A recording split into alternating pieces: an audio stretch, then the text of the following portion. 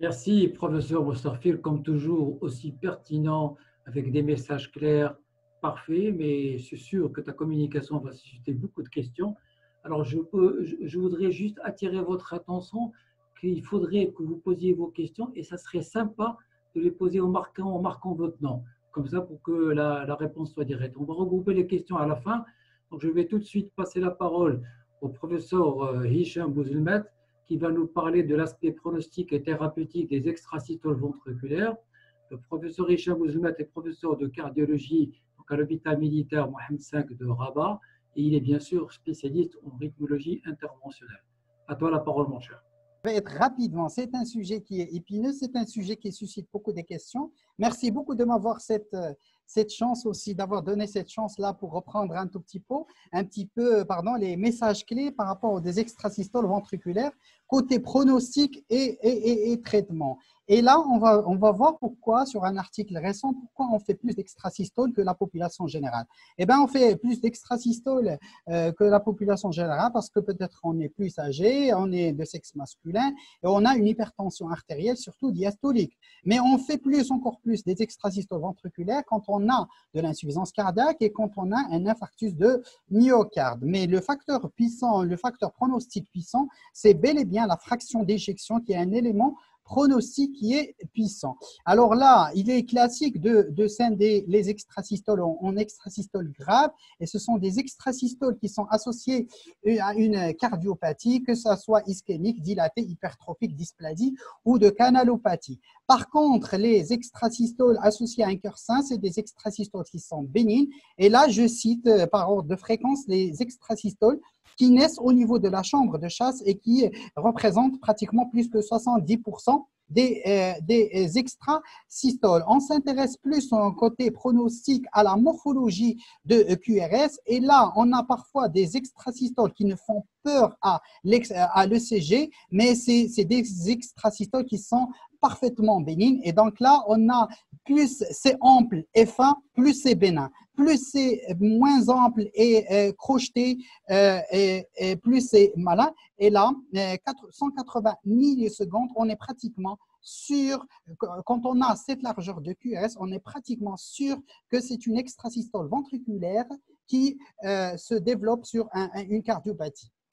Là, c'est exactement les deux ECG. Le premier ECG qui montre des extrasystoles ventriculaires bénignes et le deuxième, c'est une extrasystole sur un patient qui a une fraction d'éjection à 34%. Et regardez comment ils sont les extrasystoles. Alors, comme un bilan de première intention, on a un bilan systématique dès qu'on dépasse 10 extrasystoles par 24 heures. Alors, retenez 10 au-delà de 240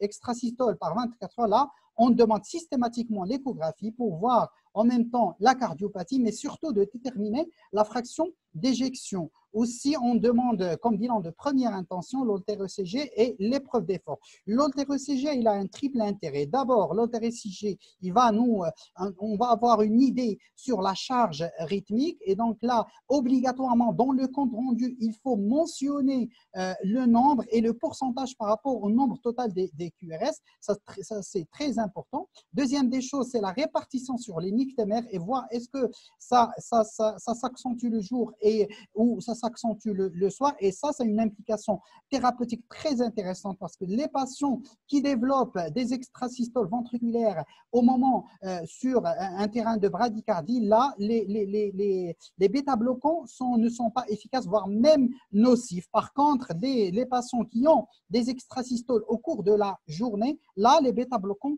peuvent avoir un effet. Troisième élément, c'est de montrer la morphologie, de voir est-ce que c'est des morphologies qui sont polymorphes ou monomorphes, parce que quelle que soit la cardiopathie, la morphologie, c'est un facteur aussi pronostic déterminant. Un cutoff par rapport à la charge rythmique qui va déterminer le pronostic, vous voyez là monter 10%. Et donc là, c'est important de voir est-ce que c'est moins de 10% ou plus que 10%. Autre élément qu'on va voir sur l'holtéro-ECG, c'est le couplage. Et là, il faut savoir qu'avec un couplage de 300 millisecondes, on risque une fibrillation ventriculaire idiopathique.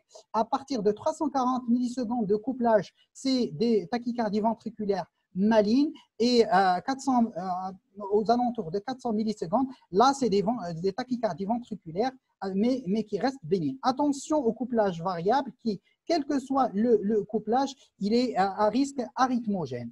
Alors, l'épreuve d'effort, il est aussi intéressante pour voir le comportement des extrasystoles à l'effort. Alors, classiquement, on disait que les extrasystoles qui disparaissent à l'effort, c'est des extrasystoles qui sont bénignes. Alors là, cette constatation, elle est de plus en plus bannie parce que on peut avoir des extrasystoles qui vont disparaître à l'épreuve d'effort sans que ça soit bénin, comme le cas de Brugada, ou le Brugada ou de troubles de repolarisation.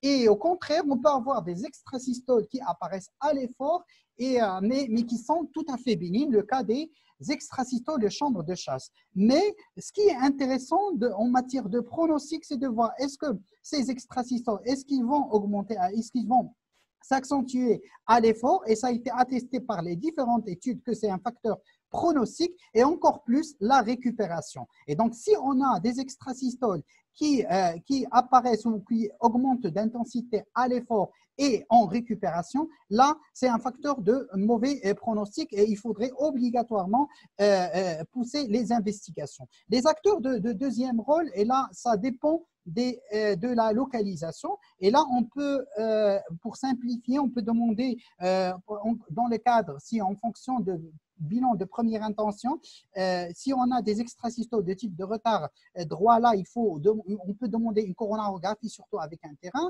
On peut, par contre, aussi demander, en cas de retard gauche, demander de l'IRM et surtout de rechercher une dysplasie arythmogène de VG. Et bien sûr, on peut demander d'autres examens et qui sont orientés par les éléments de l'interrogatoire et les éléments du bilan de première intention. Là, deux exceptions qui ne font pas la règle, c'est les cœurs apparemment sains. Quand est-ce qu'il ne faudrait pas se fier juste aux données de l'échographie pour dire que c'est un cœur sain? Là, il faut se méfier des extrasystoles polymorphes. Il faut surtout se méfier des extrasystoles ventriculaires induites à l'effort. Et ça a été montré sur une étude en 2019 que 80-85% des patients qui font des extrasystoles à l'effort, on retrouve des petites séquelles de myocardite à l'IRM. Aussi, les patients qui ont un cœur normal, mais avec des antécédents familiaux de mort subite, là aussi, il faut pousser l'investigation vers des explorations nucléaires ou IRM, et aussi les patients, les personnes d'un certain âge de sexe masculin. Deuxième particularité, c'est les extrasystoles qui apparaissent en même temps bénignes, mais qui ne sont pas bénignes. C'est les extrasystoles de Purkinje qui sont, regardez là, qui sont fines et parfois ça peut prêter erreur avec des extrasystoles jonctionnelles, voire même supraventriculaires. Surtout dans le contexte de post-IDM, il faut faire attention et il faut toujours voir le couplage parce qu'en général, c'est des extrasystoles qui surviennent sur un couplage très court et c'est des extrasystoles qui pourraient être tueuses, fort heureusement, qui sont rares. Alors, le troisième scénario, c'est le scénario perplexe de la présence des extrasystoles ventriculaires avec des dysfonctions ventriculaires gauche. Et la question, est-ce que l'extrasystole ventriculaire, elle est la cause? Et là, on va parler de cardiomyopathie rythmique, où la conséquence est que la cardiomyopathie, elle est associée à ces extrasystoles. Et là, on parle de cardiomyopathie médiée par extrasystole. Alors, c'est un dilemme qui était plus ou moins résolu avec la survenue de l'ablation et aussi par beaucoup de travaux ont été faits dans ce sens pour plus ou moins voir quels sont les facteurs prédictifs de survenue d'une cardiomyopathie rythmique à partir des extrasystoles ventriculaires. Et là, on a retrouvé que les patients asymptomatiques font beaucoup plus de cardiomyopathie rythmique. Les patients qui ont des extrasystoles ventriculaires, et là, on a un cutoff de 24% à l'haltéro-ECG, vont faire dans les mois et les années à venir des cardiomyopathies rythmiques. La largeur de QRS supérieure à 150 millisecondes et les certaines caractéristiques des extrasystoles dites épicardiques aussi, ce sont pourvoyeuses de cardiomyopathie rythmique. Mais c'est toujours, même avec ces éléments-là, le diagnostic de cardiomyopathie rythmique, c'est un diagnostic rétrospectif puisqu'on ne pourra poser le diagnostic qu'après avoir une réversibilité après l'ablation. Et regardez là, sur cette étude-là, comment on est passé de 15% à voire même 40-45% rien qu'en faisant l'ablation des extrasystoles ventriculaires. Pour le traitement, là, il y a plusieurs algorithmes qui sont compliqués par rapport à la prise en charge des extrasystoles ventriculaires. Et là, j'ai quand même simplifié les objectifs de traitement. Quand on traite une extrasystole, on va traiter obligatoirement et en première intention le pronostic. Et le pronostic, ça dépend étroitement de la fraction d'éjection. Et donc, quand on traite une extrasystole, c'est la fraction d'éjection. Alors, pour les symptômes, c'est à visée fonctionnelle. Et donc, c'est pour ça que si on veut viser le pronostic, c'est-à-dire la fraction d'éjection, il faut proposer ce qu'on a de mieux. Et ce qu'on a de mieux, c'est l'ablation. Alors, quand on veut traiter les symptômes qui sont à visée fonctionnelle, là, il faut se contenter d'un traitement médical et même à dose minimale tolérée. Alors, là, la question intermédiaire de la charge, et là, la charge c'est entre les deux, c'est-à-dire que ablation ou traitement médical, c'est bien sûr en fonction, est-ce que cette charge est aussi importante qui va nous détériorer la fraction d'éjection, et donc là, on est plus vers l'ablation. Mais par contre, si la charge elle est accompagnée juste de symptômes, là, on est vraiment pour les traitements médicaux, exception faite pour des extrasystoles ventriculaires sur un cœur qui est sain, mais qui sont plus ou moins très accessibles à l'ablation. Là, on ne va pas, même si on a des extrasystoles ventriculaires symptomatiques fréquentes, comme dans le cas les extrasystoles de la chambre de chasse, là, il ne faut pas hésiter à envoyer les patients au rythmologue pour faire l'ablation parce que les taux de succès, il avoisine les 95%. Par contre, des extrasystoles qui naissent à gauche, des extrasystoles qui dépendent des queues aortiques, de l'anneau mitral. Et donc là, beaucoup plus, on est à cause des difficultés d'abord techniques, mais surtout de risque de toucher le réseau coronaire. Et là, puisqu'on a le choix, plutôt orienter le patient vers le traitement médical que l'ablation. Dans tous les cas, si le patient insiste pour l'ablation, là, dans ces cas des extrasystoles ventriculaires de la chambre de chasse, par exemple, gauche, là, il faut bien préciser au patient qu'il y a un énorme risque. Et donc là, c'est toujours quand on a comme ça sur cœur sain et techniquement pas très faisable, là, il faut toujours expliquer aux patients. Alors là, deux exemples, lymphindubulaire, juste pour rappel un peu électrophysiologique. Ça, regardez, lymphindubulum, c'est complètement à droite et le V4, c'est à gauche. Et donc là, il faudrait beaucoup plus de temps pour qu'on positive le V4. Et là, regardez là, c'est cette transition qui va se faire tardivement avec cet axe de positif en D2, D3, avec, qui va nous faire